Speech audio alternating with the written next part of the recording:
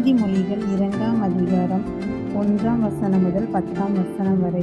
என் மகனே, நீ உன் செவியை ஞானத்திற்கு சாய்த்து உன் இருதயத்தை புத்திக்கு அமையப்பண்ணும் பொருட்டு நீ என் வார்த்தைகளை ஏற்றுக்கொண்டு என் கட்டளைகளை உன்னிடத்தில் பத்திரப்படுத்தி ஞானத்தை வா என்று கூப்பிட்டு புத்தியை சத்தமிட்டு அழைத்து அதை வெள்ளியைப் போல் நாடி புதையல்களை தேடுகிறது போல் தேடுவாயாகி, அப்பொழுது கர்த்தருக்கு பயப்படுதல் இன்னதென்று நீ உணர்ந்து தேவனை அறியும் அறிவை கண்டடைவாய்.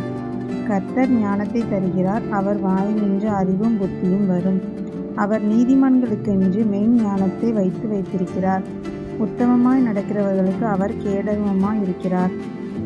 அவர் நியாயத்தின் நெறிகளை தற்காத்து தம்முடைய பரிசுத்தவான்களின் பாதையை காப்பாற்றுகிறார். அப்பொழுது நீதியையும் நியாயத்தையும் நிதானத்தையும் சகல நல்வழிகளையும் அறிந்து கொள்ளுவாய். ஞானம் உன் இருதயத்தில் பிரவேசித்து அறிவு உன் ஆத்துமாவுக்கு இன்பமாய் இருக்கும்போது. ஆமென்.